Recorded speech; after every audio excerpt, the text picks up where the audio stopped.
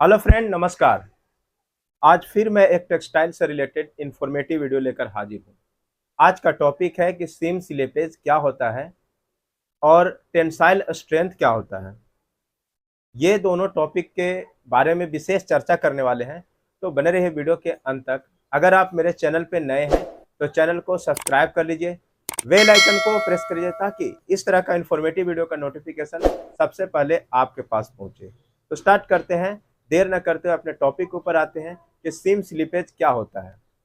सीम slippage किसी भी garment में अगर सीम जो सिलाई किया हुआ रहता है और उस सिलाई को अगर हम खींचते हैं तो वह मैक्सिमम फोर्स जिस पे वो स्लिप स्लिप कर जाता है, उसका स्टिचिंग जो है थ्रेड टूट जाता है या स्लिप कर जाता है, तो उसे हम सीम स्लीपेज कहते हैं।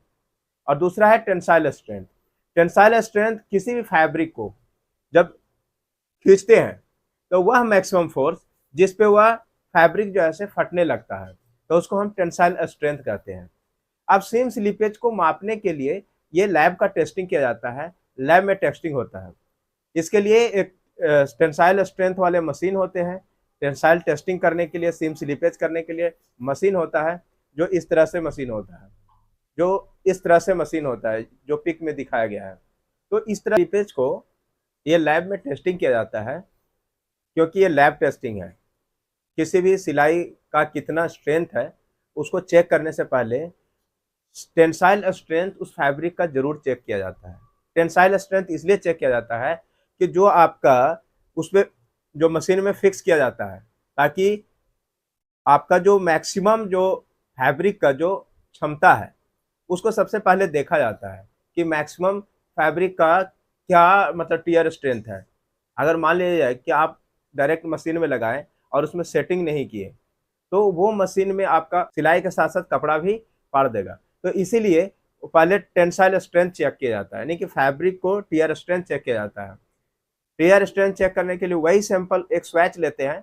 स्वैच को क्या करते हैं कि ये मशीन जैसे है, उस मशीन में क्या करते हैं कि एक निश्चित लेंथ लिया जाता है, 180 mm और 10 mm चौड़ा और 180 mm लंबा। इस तरह से फैब्रिक एक स्वैच लेते हैं और उसमें क्या करते हैं कि दोनों जॉ के बीच में, जॉ मतलब जबड़ा, ऊपर वाले और नीचे वाले दोनों जबड़े के बीच में उसको फैब्रिक को फिक्स किया जाता है।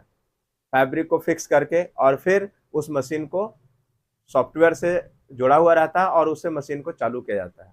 जब मशीन चालू होता है तो नीचे वाले जो जबड़ा है, जो जा है, वो नीचे की ओर ऐसे खींचता है और फैब्रिक क्या होता है, उसके बीच में जो फंसा हुआ है वो फैब्रिक में एक फोर्स लगता है और फैब्रिक वह मैक्सिमम फोर्स पे जब फटना स्टार्ट होता है, मशीन वहीं पे रीडिंग काउंट कर लेता है, यानी वो उसका टेंसाइल स्ट्रेंथ हुआ।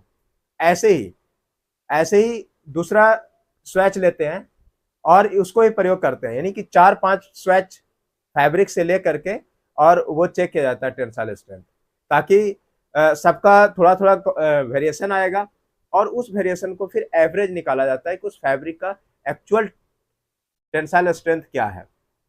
फिर इसके बाद क्या किया जाता है कि सीम स्लीपेज चेक करने के लिए फिर उसी फैब्रिक में एक सिलाई लगाया जाता है। मतलब उस स्वैच को क्या करते हैं कि दो टुकड़ों में बांट करके और फिर मशीन पे सिलाई करते हैं। मशीन पे सिलाई करके मशीन का जो आप जिस गारमेंट बनाना चाह रहे हैं उस फैब्रिक से, उसमें कितना एसपीआई देंगे, एसपीआई का मतलब स्टिच पर इंच, उतना ही आपको इस स्वैच में देना पड़ेगा। ना कि अगर आप जितना गारमेंट में आप दे रहे हैं एसपीआई और इसमें ज्यादा देंगे, तो इसका तो जो सीम स्लीपेज जो स्ट्रेंथ आ रहा है वो आएगा ही, गारमेंट आपका पहले आपका ड्यूरेबिलिटी नहीं होगा, उसका जवाब दे देगा। इसीलिए क्या करते हैं कि जितना गारमेंट का एसपीआई दे रहे हैं, जिस उस फैब्रिक से जो गारमेंट बनाया जा रहा है या बनाया जाएगा, और उसमें जितना एसपीआई देना है उतना ही उस स्वैच के अंदर में एसपीआई दिया जाता है। अब क्या करेंगे कि उस स्वैच को बीच से काट करके और फिर सिलाई करके और उसी जबड़े के बीच में जो मशीन का जो जा लगा हुआ है, दोनों जा के बीच में फंसाया जाता है, फिक्स किया जाता है और सेम जबड़े ऊपर नीचे होकर के खींचते हैं और फिर वह या फटता है या धागा टूटता है, वहीं पे रीडिंग उसमें काउंट किया जाता है, वह उसका सीम स्लीपेज कहलाता है। इस तरह से सीम स्लिपेज और टेंसाइल स्ट्रेंथ दोनों एक उस फैब्रिक में, उसी फैब्रिक में दोनों जरूर निकाला जाता है। यानी कि दोनों निकाल करके ये देखा जाता है कि उस फैब्रिक का क्या ड्यूरेबिलिटी है और उसका सिम का क्या ड्यूरेबिलिटी है, यानी जो सिलाई किया गया है उसका।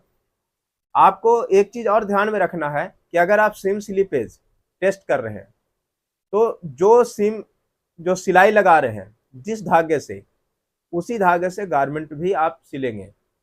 ये ऐसा नहीं कि सीम स्लिपेज टेस्ट करने के लिए कोई और दूसरा धागा लगा दिए, स्टिचिंग थ्रेड दूसरा लगा दिए और जो गारमेंट उससे बना रहे हैं उसमें दूसरा लगा दिए, तो वो आपका जो रिजल्ट है वो सही नहीं होगा। आपको रिजल्ट अगर सही लाना है तो जिस गारमेंट बना रहे हैं वही गारमेंट में जो धागा का इस्तेमाल कर रहे हैं वही धागा आप उस स्वैच में, जो टेस्टिंग स्वैच होगा उसमें भी वही धागा का इस्तेमाल कीजिएगा। जितना एसपीआई उसमें दिया जा रहा है उतना ही एसपीआई इसमें दीजिएगा, तब जाकर के उस गारमेंट का सिम स्लिपेज को डिफाइन किया जाएगा।